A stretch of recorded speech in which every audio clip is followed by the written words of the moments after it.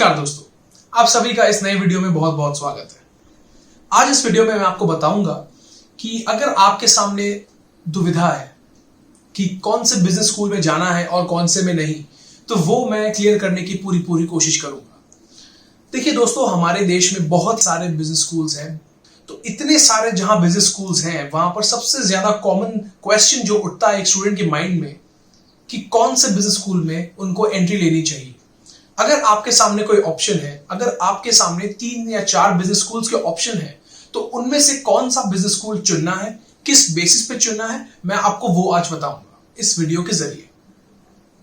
तो दोस्तों, मैंने यहां पर ऐसी इंस्टीट्यूट्स को कवर करने की कोशिश करी है जिनको मैक्सिमम लोग जो भी कैट करने जाते हैं, कैट की एग्जाम देने जाते हैं या फिर एमबीए करने का सोचते हैं, उनको डेफिनेटली इन इंस्टीट्यूट्स के बारे में पता होगा। तो आज हम इन इंस्टीट्यूट्स को कैरेक्टराइज करेंगे कि कौन से इंस्टीट्यूट में आपको जाना चाहिए अगर आपके पास 3 या 4 कॉल्स हो। तो चलिए फिर शुरुआत करते हैं। देखिए दोस्तों, हमारे देश में जितने भी कॉलेजेस हैं सब सेम टाइप के नहीं हैं। किसी की स्पेशलिटी कुछ है और किसी की स्पेशलिटी कुछ है। कोई कॉलेज बहुत ही अच्छा है और कोई कॉलेज उतना अच्छा नहीं है। तो वो आपको क्लैरिटी होनी बहुत जरूरी है। अब उस क्लैरिटी के लिए आप क्या करते हो, आप कुछ पैरामीटर्स देखते हो जो आपको सूट करे और जो कॉलेजेस में आप जाने वाले हो या जिन कॉलेजेस का आपको कॉल आया है उन कॉलेजेस के जो पैरामीटर्स हैं वो आप मैच करते हो। तो इसके लिए हमने क्या किया दोस्तों, हमने पहले जो टॉप 10 कॉलेजेस हैं उनको अलग रखा है। उसके बाद सेकेंड टीयर यानी कि मीडियम टीयर कॉलेजेस जो कि टॉप 20 कॉलेजेस में आते हैं, बट हमने 11 to 20 रैंक्ड जो कॉलेजेस है उनको लिया है। और उसके बाद थर्ड टियर जो हम लोग ले लिया है वो है 21 to 30 रैंक्ड कॉलेजेस। और उसके बाद हम लोगों ने 30 to 100 रैंक्ड कॉलेजेस यानी कि एवरेज बिजनेस स्कूल्स को इस एनालिसिस में लिया है। अब दोस्तों देखिए, अगर आपको first tier, second tier, third tier या फिर फोर्थ टीयर, इन चारों में से किसी एक टीयर का एक कॉल आता है तो आपके पास कुछ भी डिसीजन लेने को नहीं है, आपको उसी बिजनेस स्कूल में जाना है। अगर आपके पास टीयर 1, टीयर 2 का एक कॉल आता है तो बिना सोचे समझे टीयर 1 में जाना है। अगर आपके पास टीयर 1 का 2 कॉल आ जाए तो आप क्या करोगे? तो आप सोचोगे कि जो आपको कॉल आया है, जिस बिजनेस स्कूल से कॉल आया है, उसका रैंक उस टीयर में क्या है, मैं उसमें चला जाता हूं। बट ये सही नहीं होगा दोस्तों, क्योंकि देखिए टीयर जो डिसीजन लिया गया है, एक टीयर में जो बिजनेस स्कूल्स आते हैं उन बिजनेस स्कूल्स में ज्यादा फर्क नहीं है दोस्तों। तो आपको ये देखना है कि आपको किस बिजनेस स्कूल में जाकर सबसे ज्यादा फायदा होगा, रादर देन आप रैंक पर चले जाए, बिकॉज रैंक आपको कहीं पर भी हेल्प नहीं करने वाला दोस्तों। तो ये आपको बिल्कुल मद्देनजर रखना है। तो ये एक सबसे पहली चीज जो है वो है, आपको सबसे पहली चीज देखनी है कि कौन से बिजनेस स्कूल में किस तरीके के प्लेसमेंट्स होते हैं। प्लेसमेंट्स के लिए मैंने एक वीडियो ऑलरेडी बना रखा है, आप उस वीडियो में जाकर देख सकते हो कि प्लेसमेंट्स के भी अंदर आपको क्या देखकर सिलेक्ट करना है कि इस कॉलेज के प्लेसमेंट्स मेरे लिए सुविधाजनक है। तो उसका लिंक आपको ऊपर मिलेगा।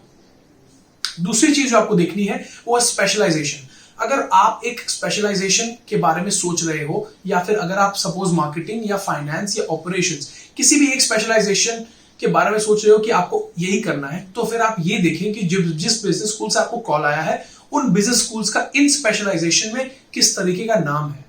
नाम से मेरा मतलब है दोस्तों, कुछ बिजनेस स्कूल्स हमारे देश में ऐसे हैं जो एक पर्टिकुलर स्पेशलाइजेशन में काफी अच्छा कर रहे हैं।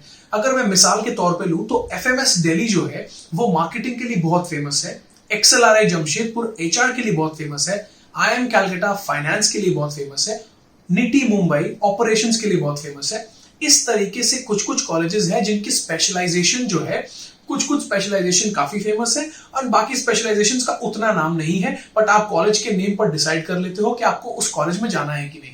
बट सबसे इंपॉर्टेंट आपको यह ध्यान रखना है कि अगर आपको एक टीयर में मल्टीपल कॉल्स आते हैं तो फिर आपको सेकंड जो क्राइटेरिया आपको यहां पर डिसीजन लेने में मदद करेगा वो है स्पेशलाइजेशन, कि आपको क्या करना है और जिन कॉलेजेस के कॉल आए हैं उनमें सबसे बेस्ट उस स्पेशलाइजेशन को कौन सा कॉलेज सूट करता है। तो ये 2 क्राइटेरियाज हो गए, प्लेसमेंट और स्पेशलाइजेशन। अब तीसरी क्राइटेरिया जिसकी हम बात करेंगे वो है कैंपस लोकेशन। देखिए दोस्तों, अगर आप कोई ऐसे कॉलेज में चले जाते हो जिसका जो कैंपस है वो मेन सिटी से बहुत दूर है या फिर जिस सिटी में है वो सिटी मेन स्ट्रीम सिटी नहीं है। मिसाल के तौर पर अगर मैं बिना ऑफेंड करे एक्सआईएम बी का नाम लेता हूं। एक्सआईएम भुवनेश्वर कॉलेज बहुत ही अच्छा है दोस्तों, बट एक लोकेशन जो है वो एक डिसएडवांटेज बन जाता है ऐसे कॉलेज के लिए, क्योंकि एक तो वो कॉलेज आउटस्कर्ट्स में है, उसके ऊपर भुवनेश्वर में है जो कि एक मेन स्ट्रीम सिटी भी नहीं है। अब जब भी रिक्रूटर्स हायर करने आते हैं तो उनके लिए सुविधाजनक क्या होगा दोस्तों, कि वो अपने ऑफिस से जस्ट निकले और कैंपस स्कूल उनके मिल जाए उसी सिटी में, वो उनके लिए सुविधाजनक होगा, या फिर उनको फ्लाइट लेकर आपके कॉलेज में आकर रिक्रूट करना पड़े, वो होगा। तो आप समझ ही रहे होंगे मैं क्या कहना चाह रहा हूं। तो कैंपस लोकेशन जो आपका है बहुत ही ज्यादा मैटर करता है। सोच रहे होंगे कि अगर ऐसी बात है तो फिर अहमदाबाद में उतने ज्यादा रिक्रूटर्स नहीं होने चाहिए जितने ज्यादा मुंबई के कॉलेजेस में होने चाहिए या दिल्ली के कॉलेजेस में होने चाहिए। दोस्तों देखिए, हर कॉलेज का जो है प्लेसमेंट सिनेरियो या फिर कंपनीज का आना जाना डिफरेंट होता है। यहां पर क्या होता है दोस्तों, यहां पर ब्रांड नेम भी प्ले करता है। कुछ कॉलेजेस ऐसे होते हैं जो इररिस्पेक्टिव ऑफ लोकेशन कभी भी खराब करेंगे ही नहीं, क्योंकि वो इन तरीके के कॉलेजेस हैं जिनका ऑलरेडी बहुत ही ज्यादा नाम है और हमेशा से अच्छा करते आ रहे हैं। तो मैं टॉप 10 या टॉप 5 कॉलेजेस की तो बात ही नहीं कर रहा। इस सिचुएशन में कैंपस लोकेशन आपको उन कॉलेजेस में देखना है जो कि मीडियम टियर कॉलेजेस है, या फिर अगर मैं मिसाल के तौर पर जो मेरे टियर्स है उनमें से बताऊं तो जो 21 से लेके 100 ये जो रैंक्ड कॉलेजेस हैं, इनमें आपको देखना है कि आपको कौन से कॉलेज में कैंपस लोकेशन का भी एडवांटेज मिले। कैंपस लोकेशन से मेरा मतलब है कि अगर कोई मेन स्ट्रीम सिटी में आपको कोई कॉलेज मिल जाए और आपके बाकी पैरामीटर्स से भी वो ज्यादा दूर ना हो या फिर मैच कर जाए, तो उससे बेटर कुछ नहीं होगा दोस्तों। तो ये थर्ड चीज आप जरूर देखें, क्योंकि ये बहुत ज्यादा मैटर करता है। कुछ कंपनी सिर्फ ट्रैवल ना करना पड़े इसीलिए वो आस पास के कॉलेजेस में जाकर रिक्रूट कर लेते हैं। यानी कि अगर उस कंपनी के हेडक्वार्टर्स अगर बॉम्बे में है तो वो कभी भी एक भुवनेश्वर में आकर रिक्रूट नहीं करेंगे, वो बॉम्बे के किसी कॉलेज में चल जाएंगे, या तो वो एसपी जैन में चल जाएंगे, या तो वो जवाहरलाल बजाज में चल जाएंगे, या तो वो एनएमआईएमएस मुंबई में आ जाएंगे। तो आपको ये देखना है कि लोकेशन कितना ज्यादा मैटर करता है, ये प्लीज सोचकर आप डिसीजन लें। चौथी चीज जो आपको देखनी है दोस्तों, बैच साइज। अब देखिए, बैच साइज इतना ज्यादा जरूरी हो जाता है कि अगर आप एक ऐसे लोकेशन में चले जा रहे हो जो कि ऑलरेडी एक डिसएडवांटेज है, उसके ऊपर अगर उस कॉलेज का बैच साइज भी बड़ा हुआ तो आप सोच सकते हैं कि कितने ज्यादा मुश्किलात आपको आने वाली है प्लेसमेंट्स के लिए या फिर कोई भी चीज के लिए। तो आपको ये फिर डिसाइड करना है कि आपको कम बैच साइज वाले या ज्यादा बैच साइज वाले कॉलेज में जाना है। रिकमेंडेड यही होगा कि आप ना ही ज्यादा कम वाले बैच साइज के कॉलेज में जाएं, ज्यादा बैच साइज वाले कॉलेज में भी जाने से अवॉइड करें। बट अगर मीडियम यानी कि मैक्सिमम जो बैच साइज आपका रहेगा वो 600 से 650 रहेगा किसी भी कॉलेज में, और मिनिमम जो रहेगा वो रहेगा 100 से 150। तो अगर आप 2 से 250, 200 से 300 वाले कॉलेज में जाते हो तो यहां पर आपको बैलेंस मिल जाता है, आपको कंपटीशन भी अच्छा मिलेगा और प्लस आप इतने ज्यादा डिसएडवांटेज में भी नहीं हो अपने कॉम्पिटिटर्स के अगेंस्ट में। तो आप ये भी देखें कि बैच साइज या तो बहुत ही ज्यादा ना हो या तो बहुत कम ना हो, मीडियम होगा तो आपके लिए सूटेबल होगा। उसी के ऊपर डिपेंडेंट है दोस्तों पीयर ग्रुप। अगर आप ज्यादा बैच साइज वाले कॉलेज में जाते हो वहां पीयर ग्रुप ज्यादा डाइवर्स मिलेगा, जो कि सेल्फ एक्सप्लेनेटरी है। अगर आप कम बैच साइज वाले कॉलेज में जाते हो तो वहां पर आपको उतना ज्यादा डाइवर्सिफिकेशन नहीं मिलेगा, क्योंकि स्टूडेंट्स बहुत कम रहेंगे। तो अगर आप मीडियम में जाओगे तो आपको मिक्स मिल जाएगा, डाइवर्सिफिकेशन भी मिल जाएगा, ज्यादा बैच साइज भी ना हो, पीयर ग्रुप से आपको सपोर्ट भी मिले, कंपटीशन भी मिले और ओवरऑल डेवलपमेंट भी हो। तो आपको एक बैलेंस बनाकर चलना है, जो कि मैनेजमेंट का जो सबसे पहला प्रिंसिपल यही है दोस्तों। अगर आप एक मैनेजमेंट में कोर्स कर रहे हो तो सबसे इंपॉर्टेंट है आपके लिए बैलेंस बनाना। मास्टर्स डिग्री जब आप करने जाते हो वो भी मैनेजमेंट में, तो सबसे ज्यादा इंपॉर्टेंट है आपके लिए management of time and efforts. अगर आप ये देखो कि आप किसी भी पैरामीटर को बहुत ही ज्यादा तवज्जो ना दो, आपको सबको इक्वल इंपॉर्टेंस देना है। अगर आप किसी भी एक पैरामीटर को ज्यादा इंपॉर्टेंस देते हो तो फिर आपका एक सेल्फ बायस आ जाता है, जो कि आपको गलत डिसीजन लेने पे कई बार मजबूर भी कर देगा। तो आप ये बिल्कुल भी ध्यान रखें कि जब भी आप किसी भी कॉलेज को इवैल्यूएट कर रहे हो तो आप सारे पैरामीटर्स को इक्वल इंपॉर्टेंस देकर ही डिसाइड करें। इससे आपको ही लॉन्ग रन में फायदा होगा। एंड लास्ट चीज हो दोस्तों, सबसे इंपॉर्टेंट चीज, मतलब अगर मैं इसके बारे में बात करूं तो इसमें कोई भी बुराई नहीं है, बट आपको फीस भी देखनी है दोस्तों। देखिए, एक एवरेज हमारे देश में एमबीए करने के लिए आपको 15 से 20 लाख रुपए लगते हैं। अगर कुछ कॉलेजेस ऐसे हैं जो 25 से 30 लाख रुपए चार्ज कर रहे हैं, और उससे ज्यादा भी हो सकते हैं, उससे कम भी हो सकते हैं, बट मैं आपको एक बॉलपार्क फिगर दे रहा हूं कि 15 से 20 जनरली लगता है।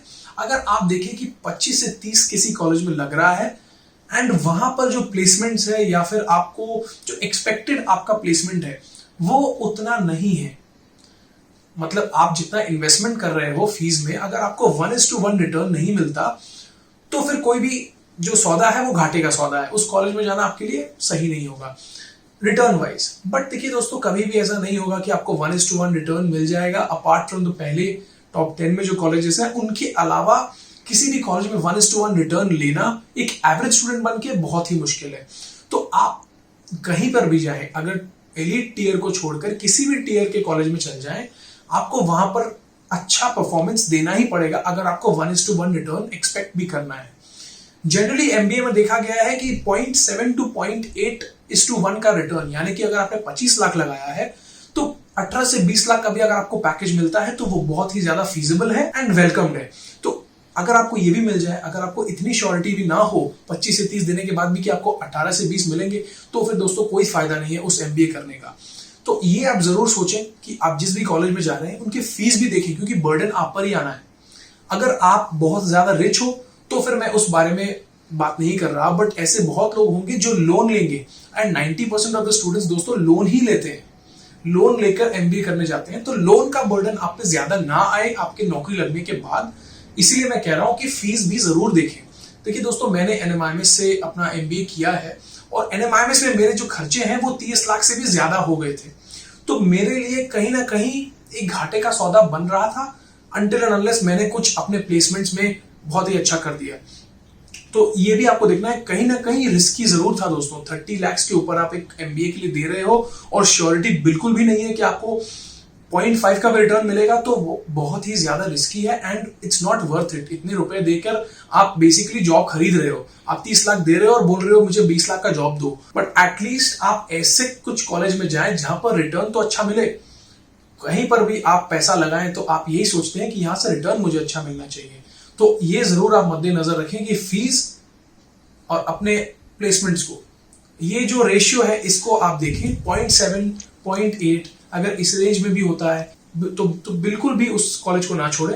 अगर उससे नीचे आता है, 0.5 से नीचे चला जाता है दोस्तों, तो बिल्कुल भी उस कॉलेज में ना जाए, क्योंकि ये खुदकुशी होगी उस कॉलेज में जाना।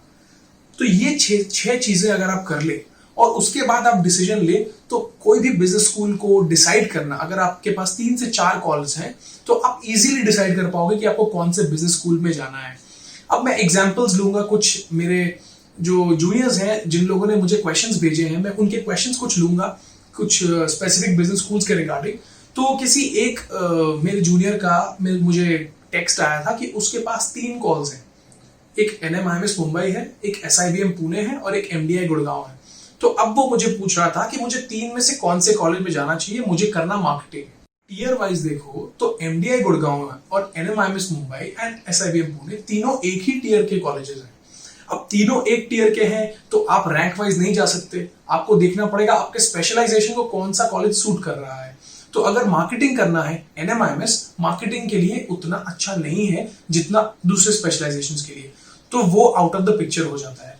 सिमिलरली अगर बात आती है 2 कॉलेज में, एमडीआई गुड़गांव और एसआईबीएम पुणे, तो फिर आप इन दोनों कॉलेज में नैरो डाउन हो गए हो, तो आपने एक को एग्जिट कर दिया है अपनी चॉइस में से, अब आप 2 पे आ गए हो। अब आप जब 2 पे आए हो तो आपको फिर ये देखना है कैंपस लोकेशन, कौन से लोकेशन में डिसएडवांटेज क्रिएट होगा, पुणे में या फिर गुड़गांव में।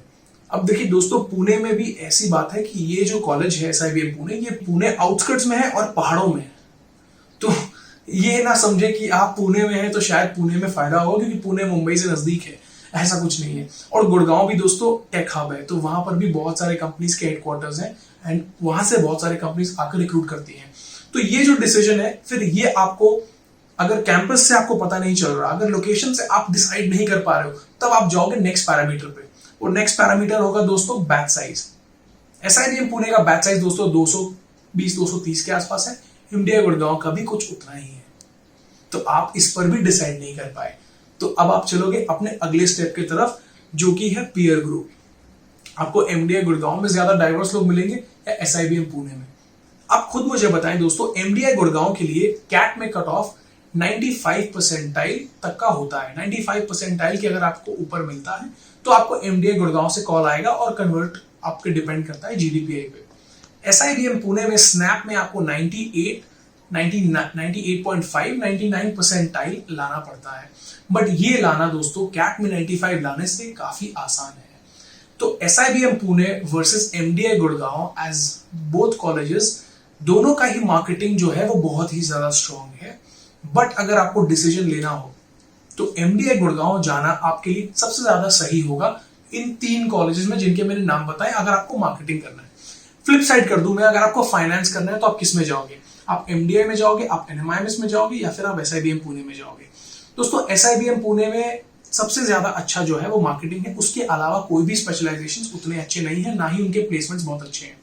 बिल्कुल ये आउट ऑफ द क्वेश्चन हो जाता है। अब आपके सामने बात बचती है दो, MDI या NMIMS। आपको करना फाइनेंस है। MDI फाइनेंस में उतना नाम किया हुआ कॉलेज नहीं है जितना NMIMS है, बिकॉज NMIMS के पास अब जो आता है लोकेशन एडवांटेज है। फिनेंशियल हब में ये कॉलेज है, प्लस फाइनेंस में अच्छा है। तो आप समझ रहे होंगे कि रिक्रूटर्स जो है वो पहले इस कॉलेज में आएंगे, उसके बाद MDI गुड़गांव में जाएंगे। तो अगर आपको फाइनेंस करना है तो फिर इन 3 में से NMIMS, अगर आपको मार्केटिंग करना है तो इन 3 में से MDI गुड़गांव। तो इस तरीके से आपको डिसीजन लेना है दोस्तों। इसमें अगर आप देखें तो अगर आप रैंक वाइज जाते तो आप MDI गुड़गांव चूज करते फाइनेंस के लिए भी, मगर शायद वो सही डिसीजन नहीं होता।